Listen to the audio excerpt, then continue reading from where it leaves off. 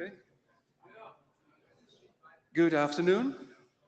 This is the DNSOP working group session 1. And we have a second session on Thursday evening. So the chairs, Benno, that's me, Suzanne, over here. Tim is remote. He will do the chair slides. Our AD is Warren. We have minute taker, Paul Hoffman. Thank you very much. And you can find us on GitHub and Zulip. Twitter, we don't do much anymore, and Mattermost. But before we go forward, I'd like to invite Warren for a short announcement. Hi all, just a very quick note. The IETF NomCom process is starting up again. And so I encourage people to run for ISG positions, especially Ops AD. If anyone's interested, please come along and chat with me. I'm happy to chat, tell folk what it's like, time investment, the fun parts, the less fun parts. But come and chat, happy to provide more info. And also, when this does all happen, I'm sure the NomCom would like feedback on everyone, etc. So that's all. Thank you, Warren. Okay, so the DNSOP working group session is an IETF meeting session. So the note well applies. We all assume you are knowledgeable of the note well. Part of the note well is also the IETF code of conduct. So all our interactions here in the room on a mailing list, the code of conduct applies. We take that seriously. So if you think people don't follow the code of conduct, please drop us an email and we will follow up on that. We work here as individuals. We do all our best and we need to be respectful and constructive with each other. Be nice to each other. Okay. So other tips for the meeting here in the room, please scan the quad code. It is the register, formerly known as the blue sheets. The participants are registered. For the remote participants, of course, you can use the full client. Make sure if you use the full client here, make sure your microphone and speakers are off. But I really, really want to ask everyone to register for this session because also it's taken into account with the reservation of the rooms and the size of the rooms. Good. The agenda, the update of agenda and the status of the documents. Tim, can you give the update? Yep, I can do that. So thanks all. Hope you all can hear me. So yes, excellent. Oh, that's too bad, I guess. Okay, so go to the next slide, Menno. We got any comments on the agenda? Bash away. We try to give ourselves some extra time as we always do, but you know how that goes. I've got some updates on current work. Benno's got some hackathon updates, I believe. We have a couple of side meetings of notes we've listed in here, some current working group business and a for consideration document. So if we go to the next slide, we wanted to call out 2 other sessions of notes. There's a Happy Eyeballs working group charter proposal. At Polly is running, I think that's like right after this.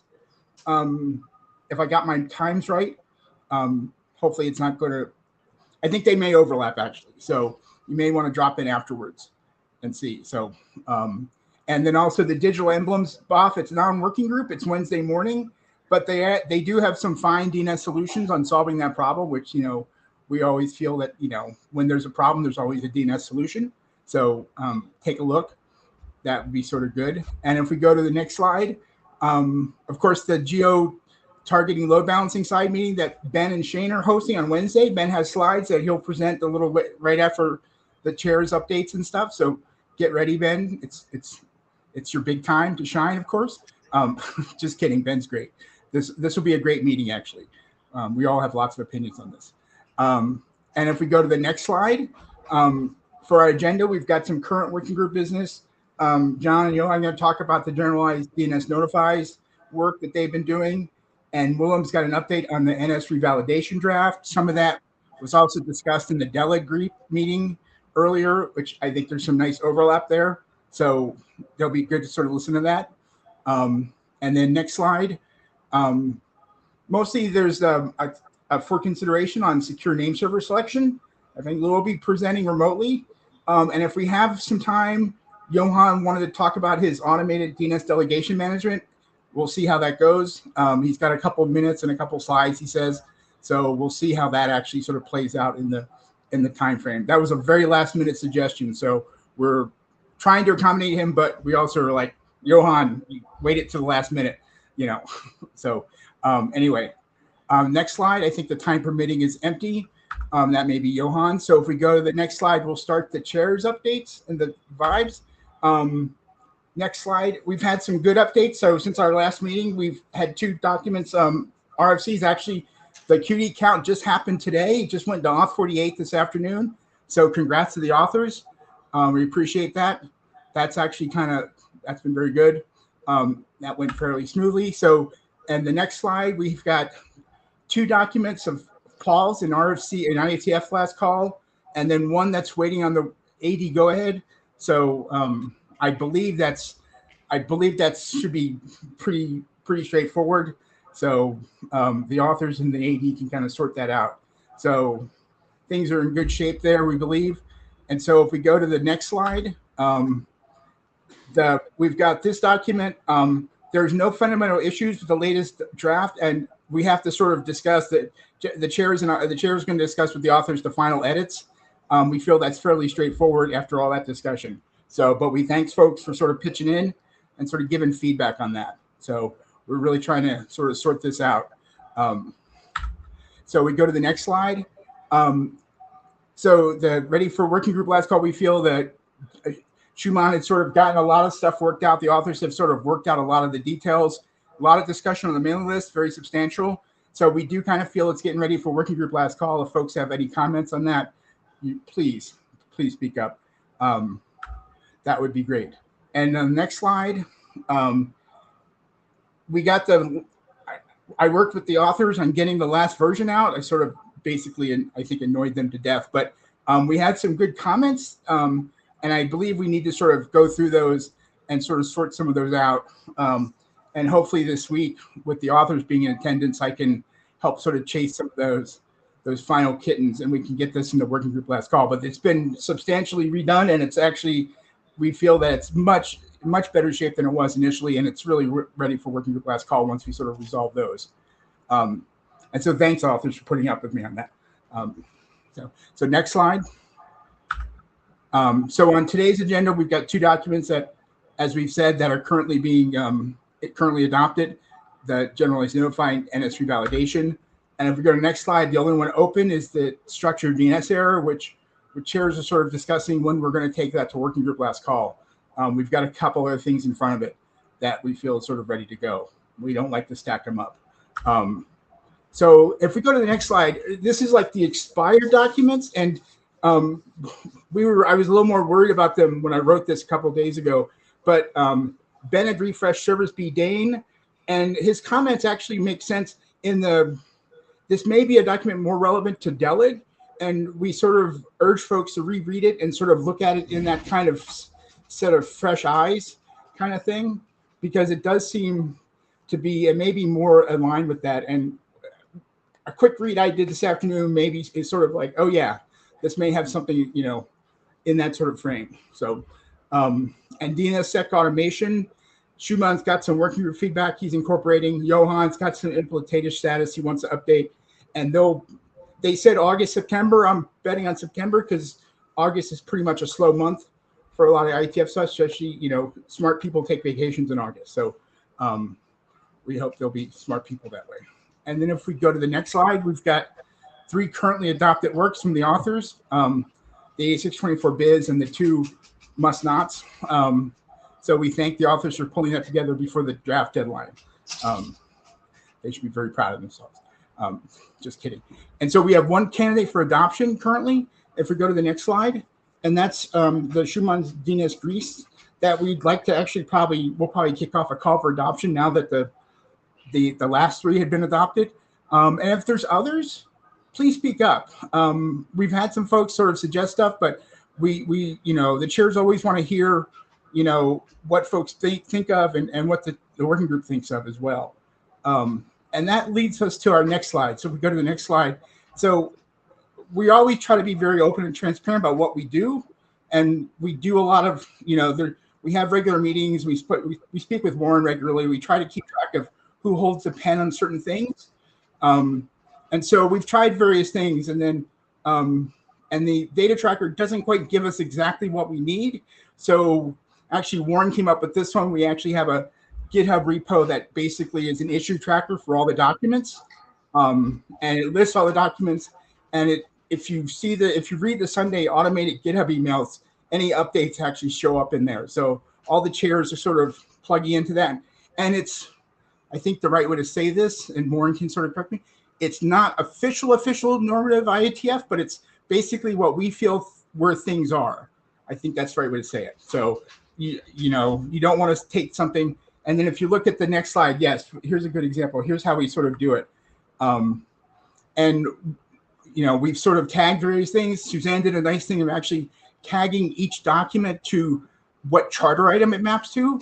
So that's kind of a useful thing for us. It's like folks say, well, where is this on the charter? It's like, well, here, it's charter item number 1, or it's charter item number 4. And of course, that's always up for argument sort of thing. So if you all are curious, you can sort of pay attention to that. We sort of stay on top of this. And this actually has been helping us track who's doing what, where, and when. And so it's open. So we're trying to be, we try to be very transparent and try to keep an idea of what's going on, how we talk to authors, and what we do going on with stuff. It doesn't sort of show everything, but it shows pretty much the bulk of it. So that's kind of where we are. Of course, it's in the data tracker. That's the new GitHub link I put in there, as well as our social media presence stuff. So that's kind of a good update. We've made some good progress. We've got a lot of stuff we're clearing off the docs. So that makes us happy as the chairs. And I feel we're ready to sort of tackle other stuff. So, and we had I saw a very good Deleg meeting. So everybody's sort of in tune with that. So I believe now will be Ben. He's going to give us a little intro to the side meeting. Thank you, Ben. We appreciate this. Thank you. Yep, we're having a side meeting. Next slide.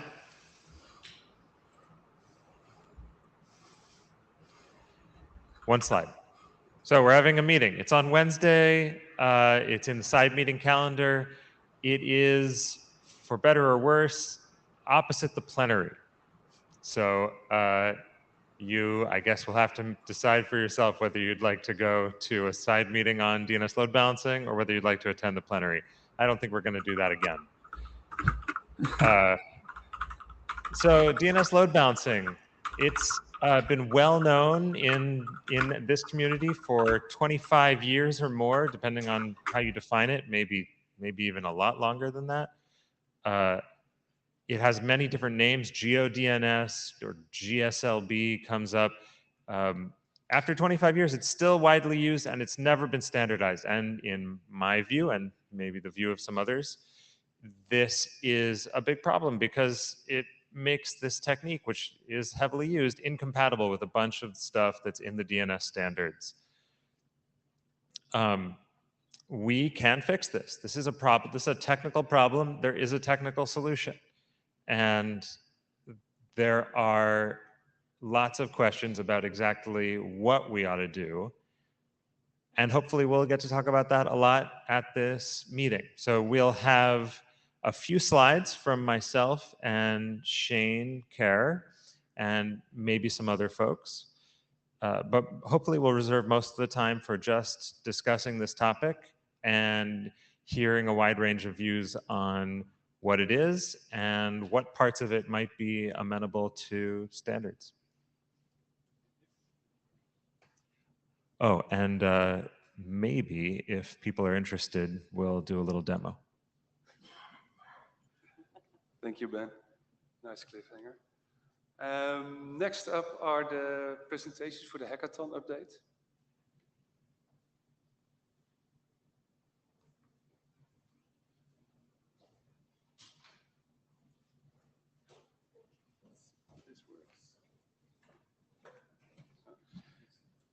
Yes, I was very happy to participate in the hackathon again.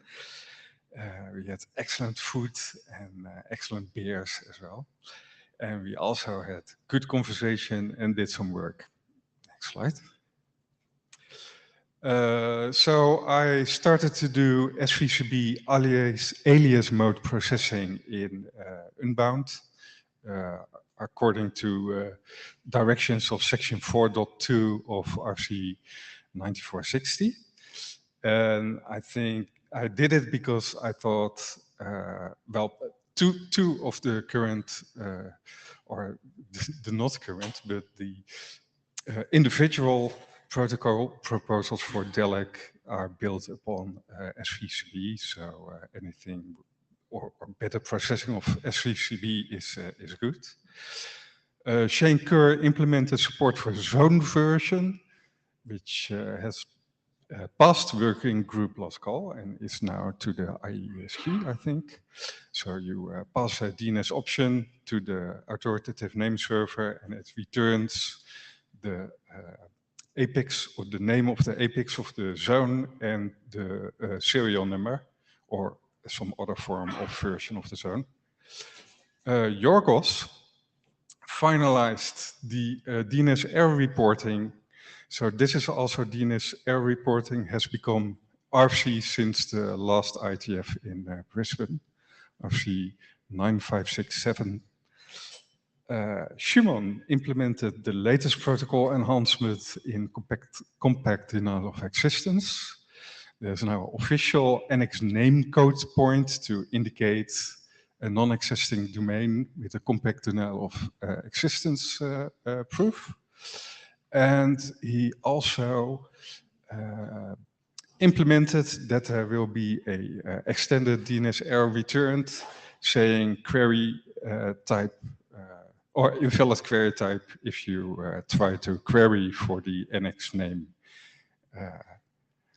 query type. And finally, last but not least, and then Johan will follow me up. Elias Heftrik from Fraunhofer Institute is the person that found the key trap issue. I think most of you will know what that means. It is that if the key tag ID of several DNS keys is the same, then resolvers can be forced to do a lot of work. And so it's a degradation of service attack. And the good thing about those researchers finding those issues, or in case of Elias, is that he now also comes with a solution to this problem with the ID key for which he did the implementation. And if you want to know more what it is exactly and how it works, you can maybe still subscribe to the ANWR workshop, which is held tomorrow, and where Elias will present his work, his idea. Last but least. Yeah.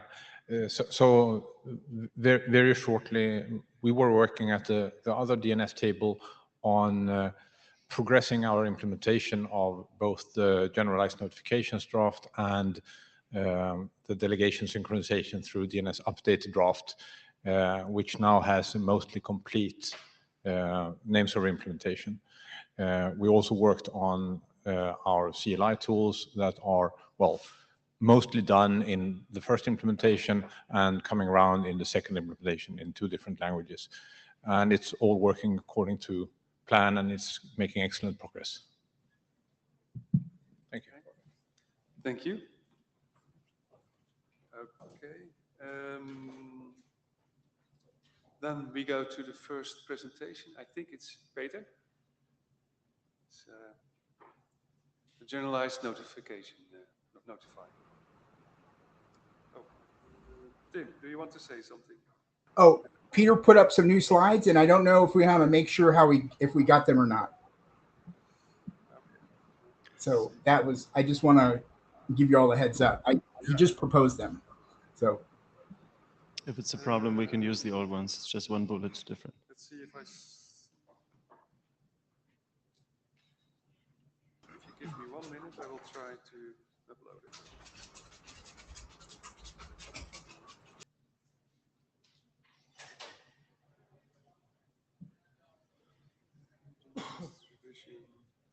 Yeah, I do see it.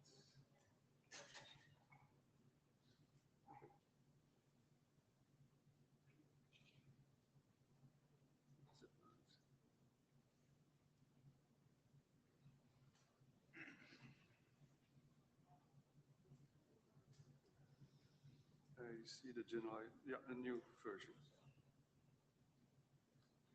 Perfect. Hello, I'm John. No, John isn't here, so I'm presenting for him. Oh, I have my own. Yeah, thing. you can use the. Okay, perfect. I'll give a quick update on the generalized notifications. Johan already talked about implementation. This is about the draft document itself. Sorry. Oh, okay. No, it doesn't. No, it works. Oh, it works. Okay. Focus. So when there's a change in one server and you want the other server to notice, you can send a notify. That's well known for AXFRs. We would like to extend the same concept for notifying the parent when the child makes a change to the records relevant to the delegation, like CDS records or csync. There is a record type that is transmitted within the notify packet. In the XFR notification case, that's the SOA record type. And we're just reusing that format, and the proposal is to send notifies that have another type code in it. So CDS, for example. So there's no changes in record format, and yeah, so it's actually quite a simple proposal. One challenge is where to send them. So for XFRs, you always have interaction between the primary and the secondary, and those tend to know who they are. But in general, between parent and child, that's not so well known, because often the delegation maintenance is done by the registrar, and the child DNS operator might not know who the registrar is. So it's necessary to somehow announce the endpoint where to send the notify packet. And so for this reason, if .example is the example zone and child is the child label, then one could publish the endpoint as is shown at the bottom of this slide. So you have the child label ._desync, _ the parent name, in this case example, and that's where our desync record lives that says what the port and target are to send the notifier messages to. Currently there's only one scheme. It would be scheme 1, number 1, which means send and notify, but one could imagine later standardizing other schemes for HTTP APIs or something. And the first field in the record says which type of notify this notification target applies to. So there could be different targets for different kinds of notifies. And as you can see here, if the registry, for example, wants to do this processing, they could publish a wildcard here, and the endpoint would be all the same for all children, or the registry could decide to publish a child-specific wildcard, child-specific record, and maybe synthesize that if they don't want to have a large zone file for that.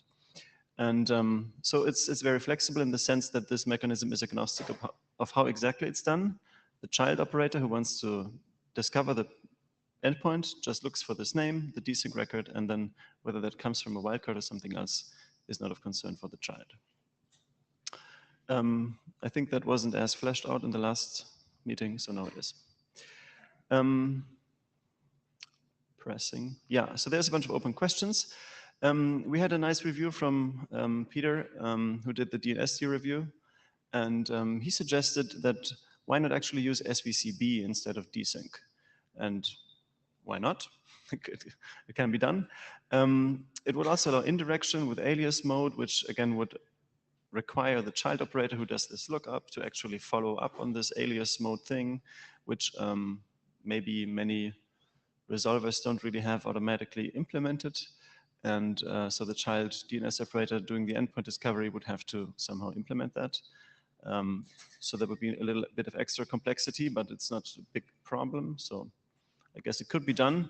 One could use the key value stuff of SVCB to simplify or complicate the process, depending on perspective and taste.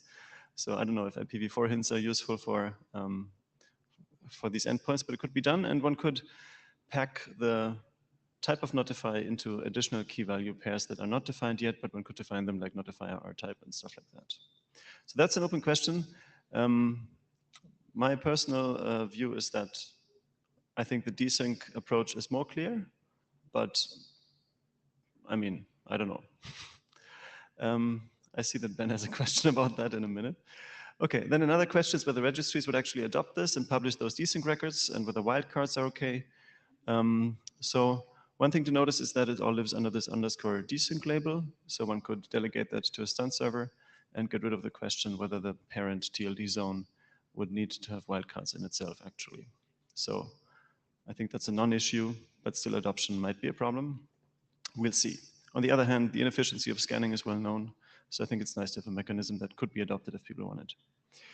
Then another question is notifies for DNSSEC bootstrapping. Should there be a special type? We discussed it within the authors and I thought maybe not a special type. Maybe it's just up for the parent to decide what to do. When they receive a notify, they will know whether they need bootstrap or rollover. So just to make it explicit, there's currently no specific thing to do in the notify process, depending on what the result of that will be. It might be bootstrap or rotate.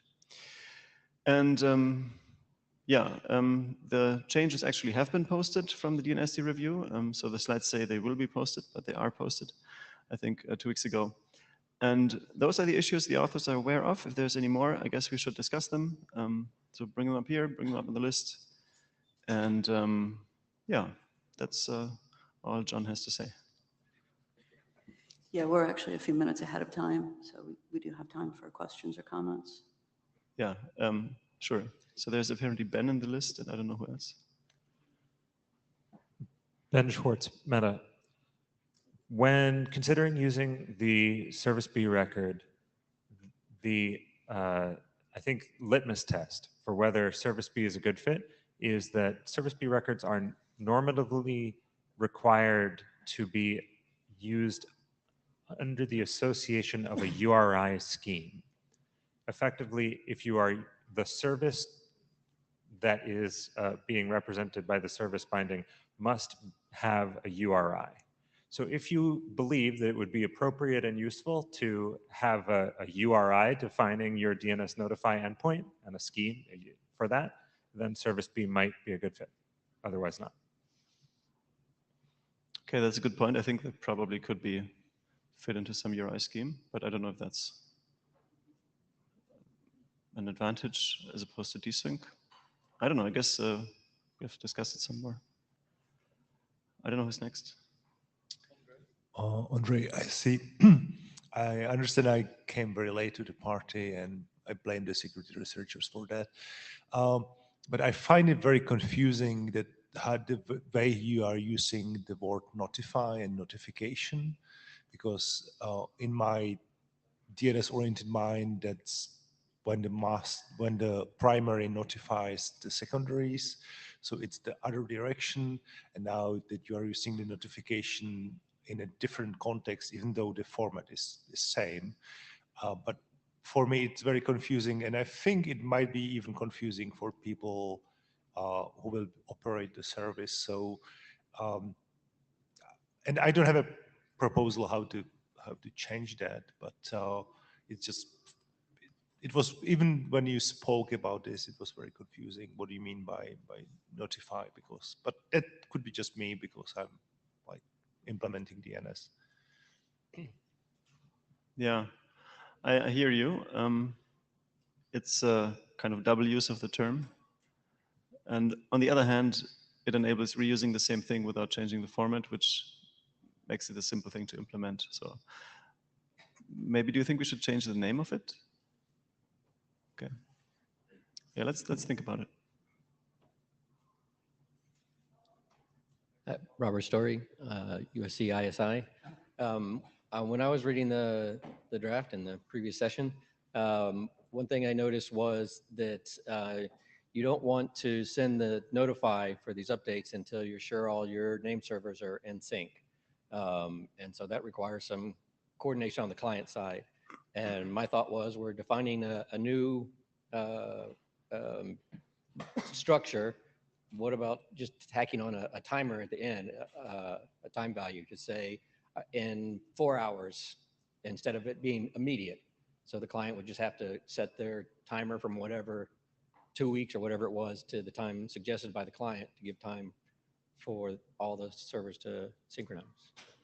So to clarify, you mean as an internal timer for the sender, not a timer that's included in this record, right? No, I was saying the timer goes in the record, and the server can use that timer to reset when it's going to revalidate. Instead of doing it immediately, it would just reduce its timer to that value.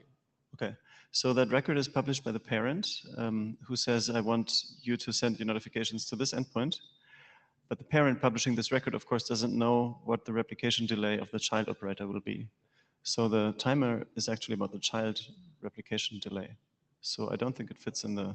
Okay, so there's not the record that the notify that the client sends to the server. Is that just using a completely existing structure? There's not... I'm not sure I follow. I confused the server side and the client side, never mind. Okay, just for clarity, the idea is, so for example, we run a DNS operator, it's called DESEC, and we have a bunch of secondaries, and we're planning to introduce a 5-minute delay. Usually the delay is less than a minute or so for replication, but for 5 minutes, we're certainly safe. Then we send the update notification to the parent telling it, if you want, you can now look for the updated CDS records. But that 5 minutes doesn't have to be in the endpoint discovery record. QMySol MPI Inf. I have 2 comments. Well, 1 comment, 1 question. The notifications for new CDS Bootstrap, I do not think it should be different, because there is, if you consider the case that a client has added a CDS Bootstrap, and then it tries to tell the server, hey, CDS, and then that gets lost, and it doesn't get bootstrapped. And then the client does a rollover and sends a non-bootstrap CDS notify, then the server does exactly the same as if it was just a bootstrap, but the client thinks it isn't a bootstrap, so they disagree, so just don't do that. My question is, you mentioned registries. Speaking with my registrar hat on, is there space in this draft for a registrar to implement this? Or is it only registries that can implement this draft? So first of all, the draft tries to avoid getting into all of this. Okay. And second, depends on what is it technically possible? I'm not saying the draft should have an opinion on this. I agree that the draft shouldn't have an opinion on the the legal way, the legal relationships that cause the DNS to function. But is it technically possible? Yeah. So the registrar can certainly do CDS processing and look for CDS records. But the question is, how would the registrar announce their endpoint where they want to receive the notifications? Because that requires the child DNS operator to know who the registrar is and look for, say, GoDaddy's endpoint or whatever. And that comes back to the problem that the parent has to publish either the registrar's identity so that you can look at the registrar's identity, what their endpoint would be like, or they directly publish the registrar's endpoint. And the sender of the notification doesn't care how that's published, but that's a thing that the registrar and registry need to figure out between themselves. Right, okay, that seems fair. Would it make sense if the client probably knows what the name servers for no, hang on, that's bollocks. Never mind. Yes, agreed. Yeah, the child knows nothing about the registrar. Yeah, no, that's correct. Okay. Yeah, I guess there is no way to solve that. I will think about this and send you an email. Okay. Johan Stenstam, somewhat involved in this. I have 2 short comments. The first comment is regarding Andre's confusion. And while I certainly understand and sympathize with the confusion, I want to make the observation that what we are doing is that we are sending a notify, because one entity wants to notify another entity that something has changed. And I think that there is a certain risk that the confusion stems from an assumption over 20 years that notifications were only sent from primary to secondary, because we didn't have another use case. And And today, inventing some other term for what is a notify message in the notify format seems to make it more difficult. So I'm strongly in favor of actually staying with the notify terminology, my personal opinion. Then the second comment is about this timing consideration, whether to have some sort of wait before action is taken in the parent end, etc. And the point here is that today, the parent, well, given that the parent does scanning at all, which is not very common, the parent could at any time suddenly scan the child for a CDS or a C-Sync or something. There's no way for the child to have any knowledge of when the scan just sweeps past this particular child. There are no timing constraints or controls, whatever. The only thing that we are doing here by sending the notify is saying, now the C-Sync or the CDS or whatever it is has been published, so now would be a good time to scan.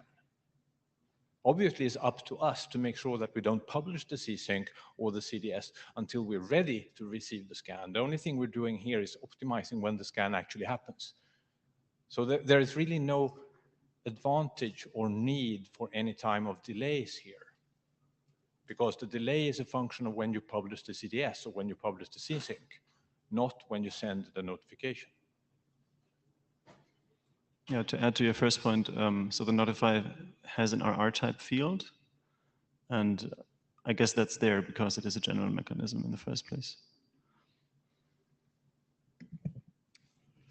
Matt Pouncett, DNSOP. So I have a few comments. Again, reiterating what was just said about Andre's comment. Yeah, I think this is just, we've always assumed that notifies were for zone transfers because that's the only use case we had. Speaking as an operator, I don't find it confusing at all that we would use notifies to notify about a different type of change. That it makes perfect sense to me. On the subject of service B, it sounds like from what Ben was saying, it sounds like service B would not be appropriate because I don't see why there would be a point to define a new URI for this. Like, it sounds like there'd be a lot of extra specification needed in order to make service B be appropriate that isn't otherwise required. So maybe that's not a thing to approach. And I wanted to comment on, I'm sorry I missed your name from the registrar about how this might work in a GTLD environment. Q, thank you. Speaking as somebody who has previously been a GTLD operator, I look at desync and I see that as a way for the registry to delegate the responsibility for this to registrars if they so choose. The registrar, like, there would be a whole bunch of other specification that would probably have to go on in regex and stuff like that in order to make this work. But I picture a registrar telling their registry, I'm willing to accept notifications for these kinds of things, and this is where they should go. And then the registry could answer desync queries for zones that that registrar is responsible for in the appropriate way that notifications go to that registrar. That seems like a thing that would work to me. So, yeah. Thank you. Thank you, Peter. Yeah, please continue this discussion on the mailing list, and I think we have very good feedback on the document.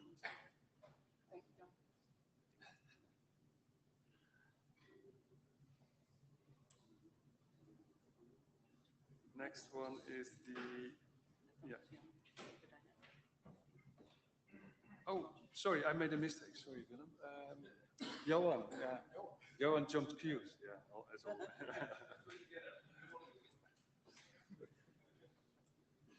Apologies. Here. 3 minutes. Okay. Yeah. Oh, nice microphone, right height. So next slide, please. Yeah, we're good on time. Yeah, that's fine. So this is a very short update on where we are with the update of automated update of delegation information based on DNS update, which is sort of a companion document to the generalized notifications. It's using the same mechanism in the parent to announce availability of let's call it synchronization services, but instead of the synchronization service being an endpoint receiving notifications, it's an endpoint receiving dynamic updates.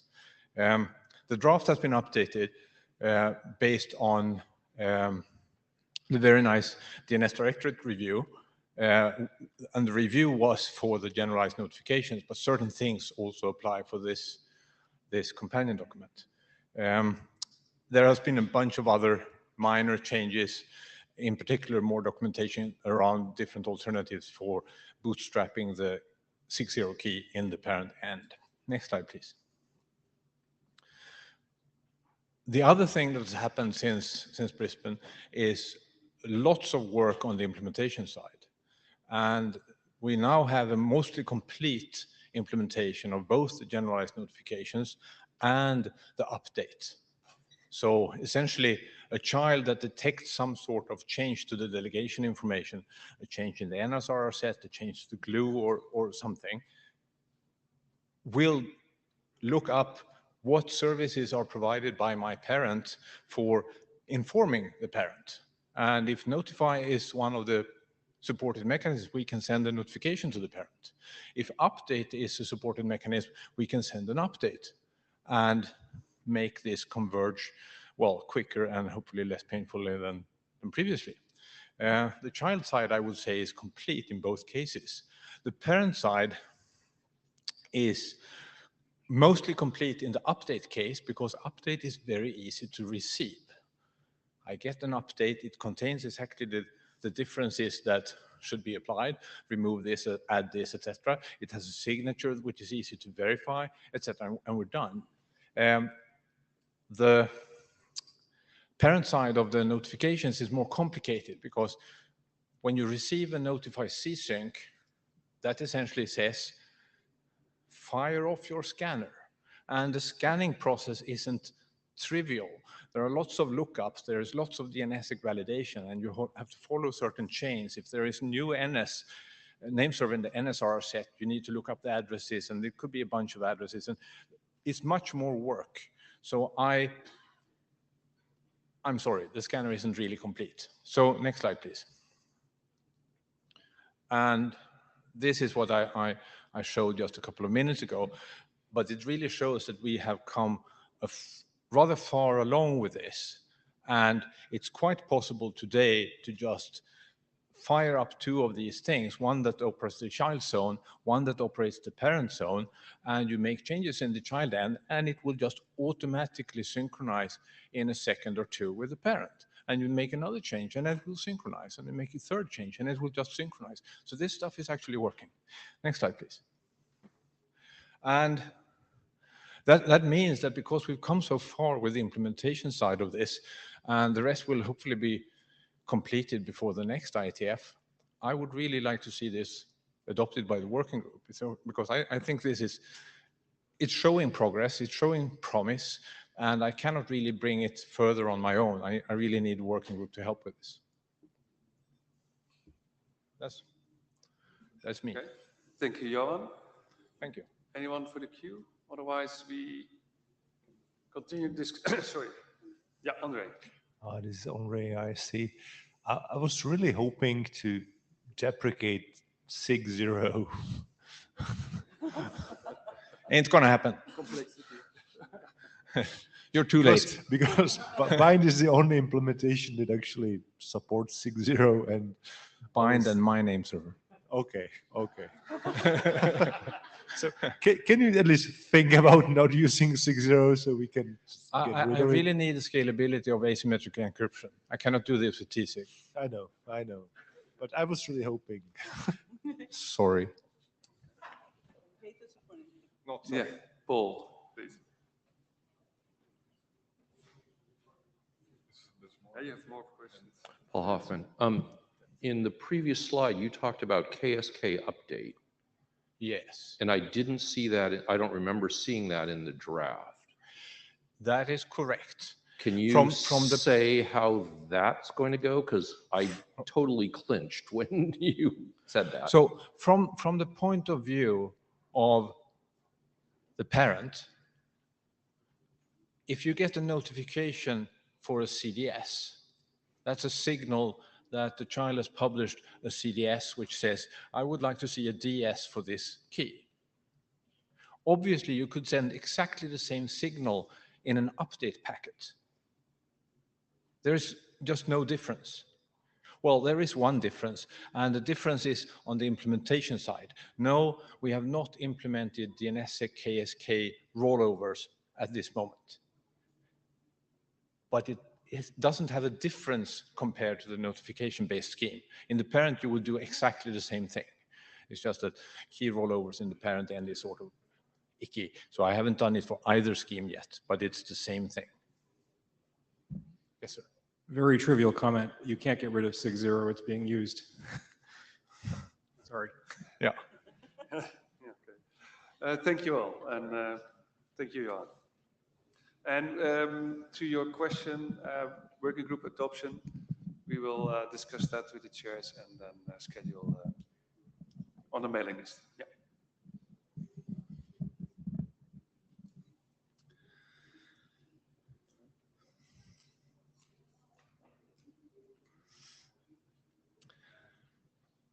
Oh. You try the clicker? Sure.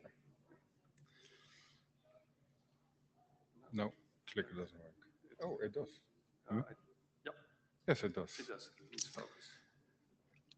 So the picture shows parent and child relationships that all are very affirmative and revalidating.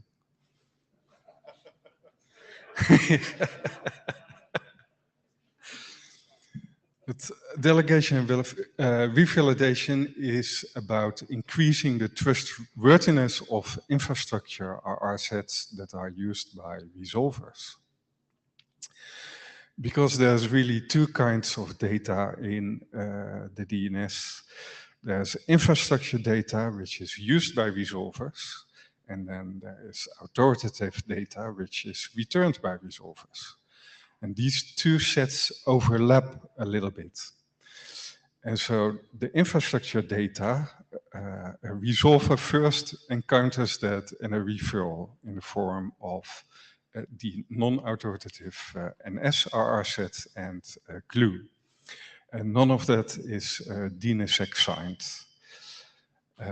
And then later on it might encounter the authoritative version of the same data, which is hopefully the same. And then that data is DNSSEC signed and more trustworthy.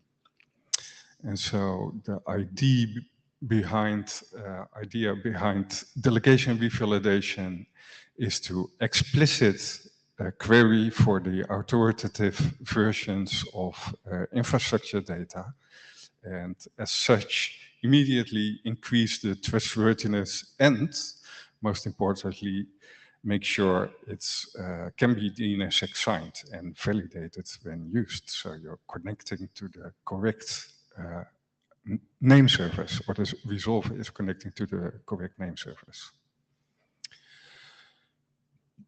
So the ultimate goal of delegation revalidation is to reduce the risk of cache poisoning and reduce the risk of query redirection. So query redirection is when an attacker changes the non-authoritative NSRR set or glue to redirect all queries for a zone to a rogue name server. And from then on, it can alter all non-signed parts of responses and redirect the query or further referrals also to name servers in control of the attacker. And this is also where my personal motivation comes from to be involved with this work. I looked into the effect that signed root name server data would have on resolvers, if it would reduce the risk of redirected query traffic. And it would do that if resolvers would query for the infrastructure RR sets or the RR sets returned in the priming response the addresses explicitly, which most of them don't. Also, if you do delegation revalidation, then you're also protecting people or the zones that are not DNSSEC signed. So you can be a DNSSEC snob and say, you know, I need to DNSSEC to be sure that I'm connecting to the correct addresses. Or you can say, well, it would also benefit people that have zones that are not DNSSEC signed. Okay, so here I made a mistake. The last version was 06. So new since version 6 is all the feedback that we had since the last presentation in Brisbane, and also the feedback from DNS Directorate Review. The draft now contains that DNS Air report, which is now RC 9567, will be sent when an SRR set mismatch is detected by the resolver. The draft now also mentions that you have comparable protection as delegation revalidation would give if you have, for example, zone, MD, and local root for the root zone and the TLDs, that is. We also in the draft now acknowledge that parent-only resolvers exist and that they are actually not vulnerable to many of the cache poisoning attacks that resolvers that do adhere to the DNS ranking data are vulnerable to. But we have to mention that they also do not provide DNSSEC or do not give DNSSEC grade protection against query redirection. Yeah, we also mentioned the possibility of implementations wishing to limit revalidation to the parts of the domain space where it counts most, like for example the root. And we have an implementation section. So Unbound does this since 2008, August 2008 already, or you can turn it on. It isn't on by default. Red Hat Enterprise Linux has been running it with Unbound for years without problems. And the not resolver revalidates the addresses in the priming response. Yeah, and I think that we addressed all the feedback that we had. So it's sort of done, I think. But you might think otherwise. Indeed. So the working group chairs also think the document is done, but I see also a good number of people in the mic queue. Yes, so nice long queue of people with opinions. Maybe wait for the questions on the mic queue before we conclude. Yeah, Ben is first. I should read this document more closely. Do you imagine that resolvers will block answering the query until they've gone through the revalidation steps? No. Okay. In the document. That's what I thought. In that case, how is there a security benefit here? Yes. Well, maybe not on the first query, but the second. Once it is revalidated, it's secure. Right, but as the attacker, I can just serve fail that. Yeah, so the resolver, you can have an option that either you wait for revalidation to be completed or you do it simultaneously while following the referral. Okay, so are there deployed resolvers? Is there some significant deployment of resolvers that do this kind of, I would call it strict revalidation? That will serve fail if the revalidation, block the query and serve fail if the revalidation doesn't complete? Well, but there's a deployed, so as I mentioned, Red Hat Enterprise Linux has it deployed Right, but that doesn't, I mean, I'm trying to get clarity on whether that has this strict revalidation behavior, because otherwise you've deployed it, but you haven't actually shown that it's resilient against the failure mode that you would have to exclude in order to get security. Yeah, I think it does, but it's so in the draft, the parent and the child are compared, and they need to have at least one name server in common, for example, and then all the addresses are also revalidated. Right, but if the child side queried serve fails, then you can't perform that intersection, and this basically the state machine short circuits, and you go back to the beginning unless you've done something very aggressive, like serve fail all subsequent queries for some period of time. Yes. Okay. But yeah, so my point is that I want to be more cautious about any security claims that are being made here. I think that the policy you would need in order to get a real security benefit here is very aggressive, and I think more aggressive than has actually been tested in the wild. Okay. Andre, I see. I'll follow up on that. I actually think that the document is underspecified in this regard. What happens if you do the revalidation and you receive no-name servers? What happens if you receive serve fail? And that applies for both parent and child side. So if you do the parent revalidation and you got no-name servers, then any benefit you get from the long TTLs on the child are diminished by that. And so I think this needs more work in the error case scenarios. What happens when there's an error on child or on parent? Otherwise, I really like the document because it makes it more clear for the implementers. So that's a really good work in the area, but I think it needs more to go into the details. What are the error conditions and what should happen in that case? Okay. Robert Story, USC ISI. And I just kind of have a general comment when I was reading through the draft. You were talking about the ranking in the draft. It talks about that in terms of where the query came from and where it was sent. And I'm really glad you had the ranking slide early in the presentation, because as I was reading it, I was thinking that it would be useful to have some context into the ranking or the status of the query or the response that makes it better than the other. Mm-hmm. And that perhaps maybe also the DNS terminology document maybe needs a rev and give names to these instead of just the AAA, AA, that might have made the document a little easier to read or understand. Okay. But I like it, the document in general, I support it. Okay. Mark Andrews, ISC.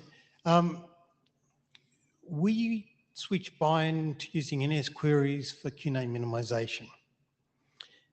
The initial deployment of that followed the resolution through to the child zone.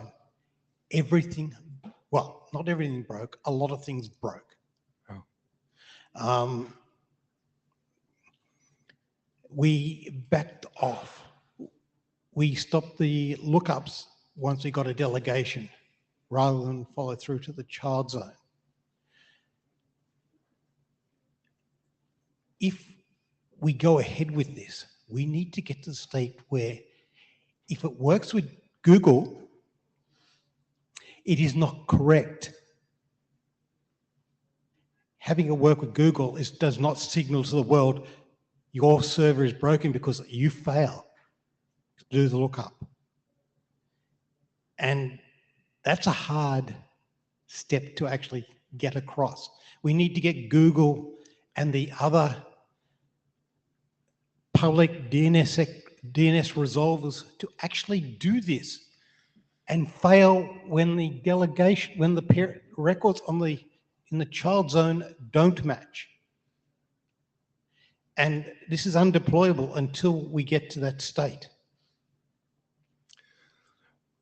Yeah. So there are some parts of the domain namespace which are more reliable in the sense of child and set, like the top-level domains and the root.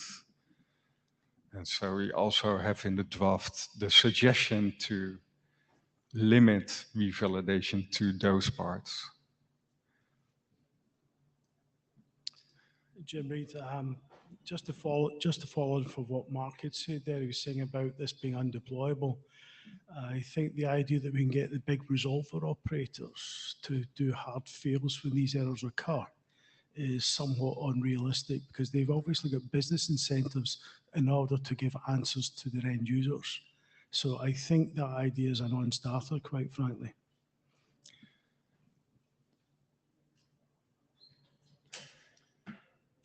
Right. Yeah. No. We need to specify more clearly what to do when parents and child don't align cleanly, I suppose. So there's still some work to do. Okay. Thank you, Willem, and thank you for the people in the microphone for the comments and feedback. And please continue the discussion on the mailing list. Then we come to the the last presentation for today. It's remote. Hello, can you hear me? Yes, we hear you. Yeah, yeah. Looks good. Okay. Hello, everyone. My name is Fenglu Zhang, a PhD student from Tsinghua University. Welcome to Secure Name Server Selection Algorithm for DNS Resolvers. Next slide, please.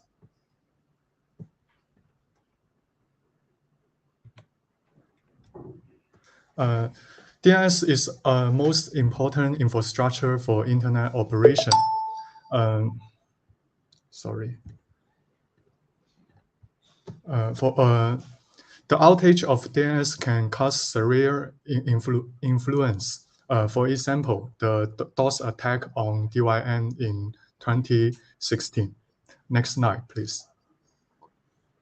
So load balancing is very important to ensure the robustness and availability of name server. Name server tend to support load balancing mechanisms. Next slide, please. So theoretically, while recursive resolver receive DNS traffic from a user, then they can distribute the DNS traffic to different candidates located in different regions. So far, so good. But this is just from the view of name server. Next slide, please. But how about the view from resolver? Resolver witness multiple candidates with limit information. For example, this is the delegation information received by a recursive resolver. It doesn't contain the information such as delay and distance. So resolver rely on the name server selection algorithm to pick the best candidate. Next slide, please. So there is, in other words, the load balancing mechanism of name server will never function correctly if the selection algorithm of a resolver function abnormally. Next, please. So how about the security risks of vulnerable NS selection? Next. The most straightforward impact is attackers may overload the authoritative name server with legitimate traffic. That means the attacker doesn't need to generate any malicious traffic. All they need is just redirect the DNS traffic from the normal users. Next. The second impact is attacker may disrupt the load balancing of up-layer applications which rely on the DNS-based load balancing. For example, the web services. Next. The third impact is the attacker can further lower the bar of traffic hijacking and cache poisoning. This is because the recursive resolver will distribute the DNS traffic from user to different candidates. If an attacker can control the manipulate the NS selection of recursive resolver, then it can confront the path chosen by the recursive resolver. Next, please. So we have introduced the risk of vulnerable NS selection are critical. However, we also found that the standardization of NS selection leak. For example, RFC only largely suggests that resolver should find the best server to us. But what is the definition of the best server? So to fill this gap, we summarize the published paper and propose this draft. We include the implementation of mainstream name server selection algorithm, and we summarize 5 vulnerabilities abuse NS selection, and we provide 5 recommendations to defend against the corresponding security risk. Next. Okay, let's move to the mainstream NS selection. Next, please. We referred to 4 published research papers, which include 5 recursive DNS software and the open resolver in the wide. The results is from both white box views and black box view. Next. So the first question is what is the definition of the best server? For Band9 and Power DNS always pick the name server with the highest priority.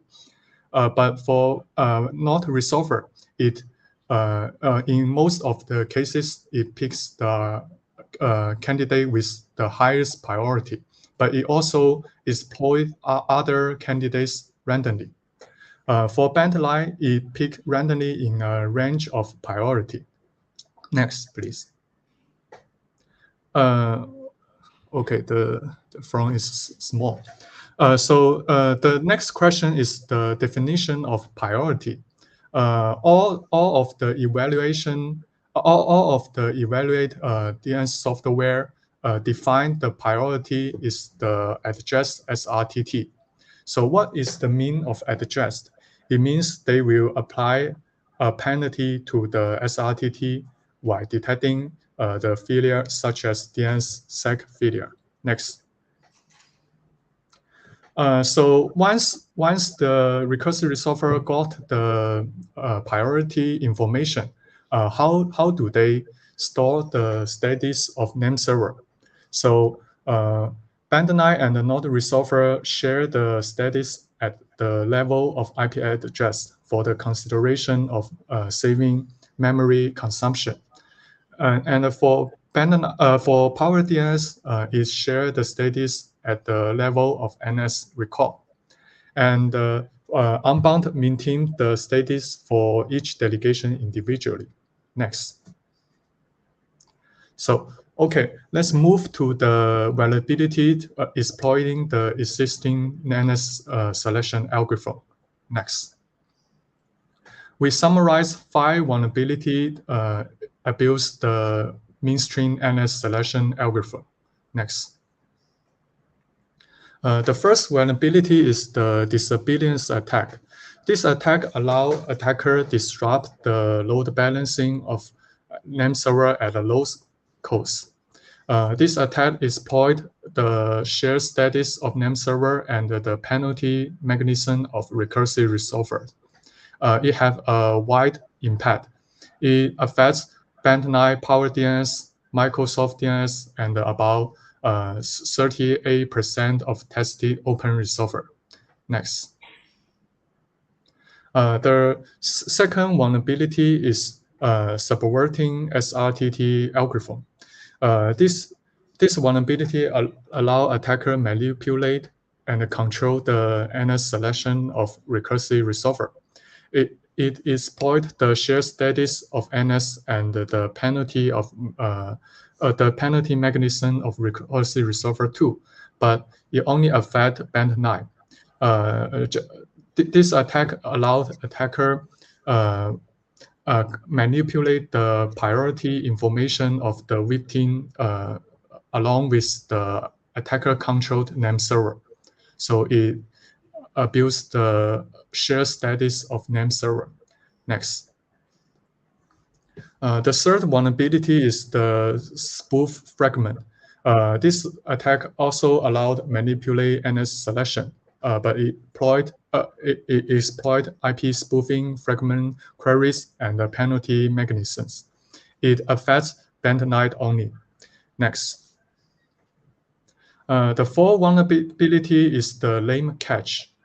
This attack allows attacker consume the resource of recursive resolver and raise the risk of DOS attack.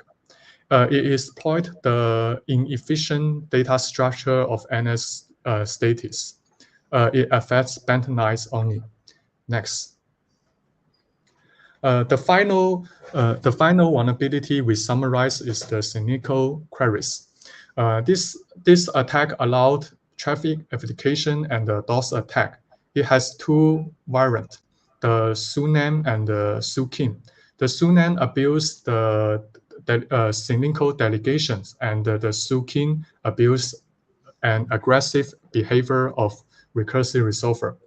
Both of the attacks exploit the unbounded size of NS selection.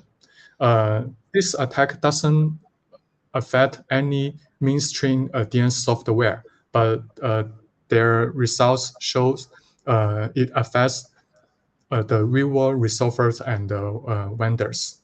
Next, please. Okay, let's move to the recommendation to defend against this vulnerability. Next. So we summarize 5 recommendations. Next. The first recommendation is balance between optimization and exploitation.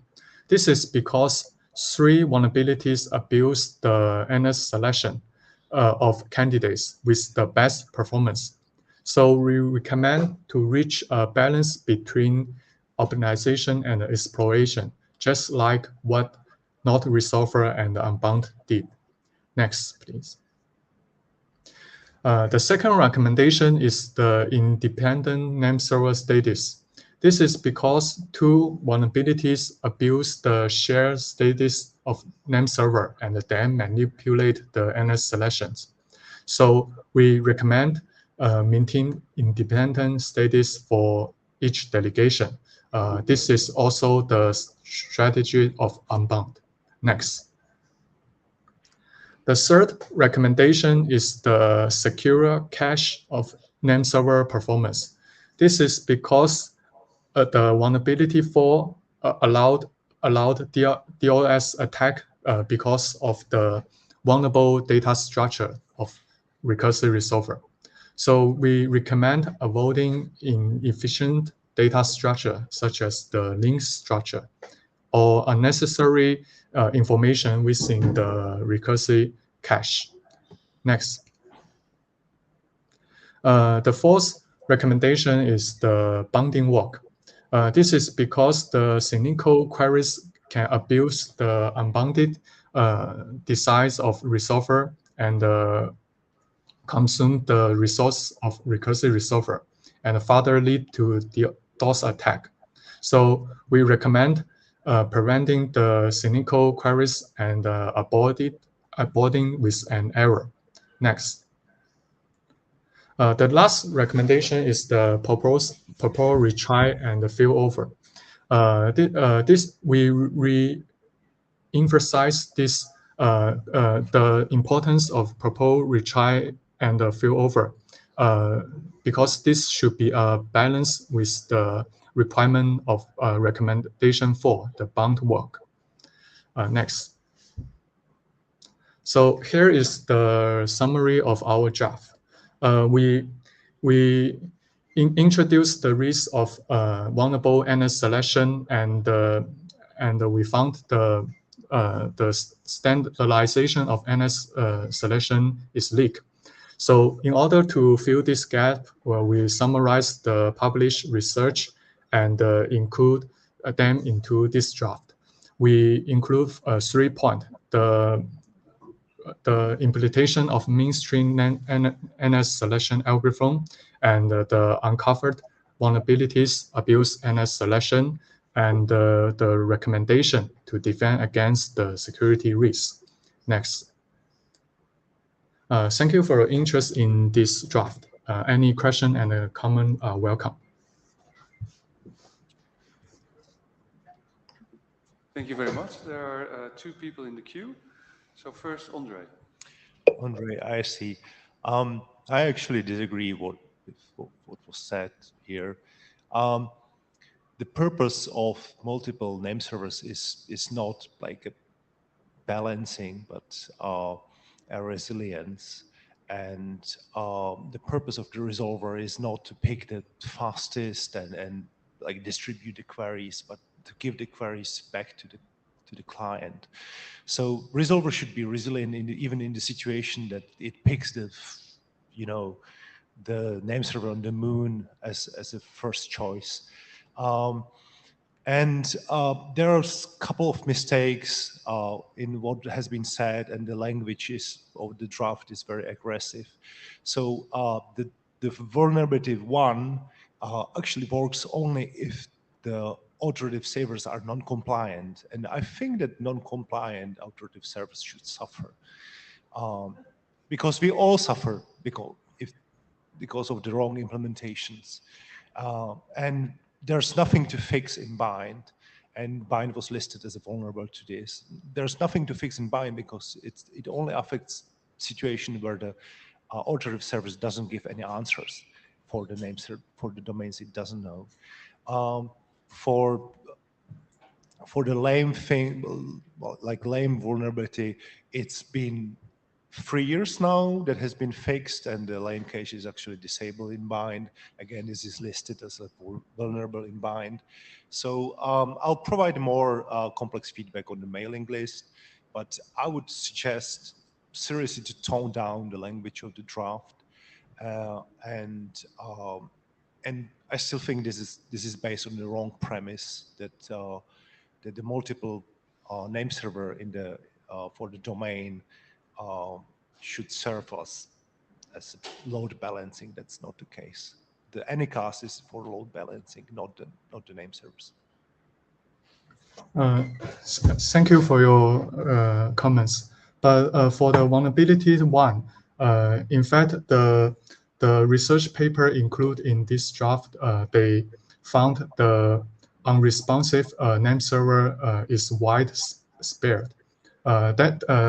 I remember in the results, it affect about 3% of the well-known, the popular FQDN, and about 1% of the top SLD. So we think it will be efficient to fix in the side of recursive software, because to notify all of the vulnerable name server, it will be unrealistic. And for the vulnerability 4, we also noticed that Band9 had fixed these issues. We just re-emphasize here to prevent any other implementations may choose the vulnerable data structures. And we will also, in the next term, we will also revise the language in this draft. Okay, thank you. Ben Schwartz. So a lot of these issues look like vulnerability or behavioral issue reports with particular implementations, and that's tremendously valuable, but it's not something that's going to go into an adopted IETF draft. Where things get into an adopted draft at the IETF is the point at which we're talking not about vulnerabilities in implementations, but about vulnerabilities in the specification. And it's not always clear where that line is exactly, but I think looking at these, the one that seems closest to that threshold is the disablement attack, where there's an interesting non-trivial interaction that emerges from the protocol itself, from the fact that different zones can share name servers or partially overlapping sets of name servers. And then there's also a question about what constitutes a vulnerability. So my advice would be to focus on essentially those protocol-oriented issues, things that are not confined to a single implementation, and think very carefully about what the promises that are being made that you think are getting violated are. Okay, thank you for your comments. Okay, thank you. It might be also good to invite or to ask an implementer or one of the implementers to look at the draft and maybe be co-author if you want to continue with this work. So we get this this kind of implementation feedback also directly into the document. Are there any other questions? No? Okay, thank you. So It looks like we can give people back about 7 minutes of your afternoon. Thanks, everybody. We will have another session on Thursday, and we will see you then. Thanks.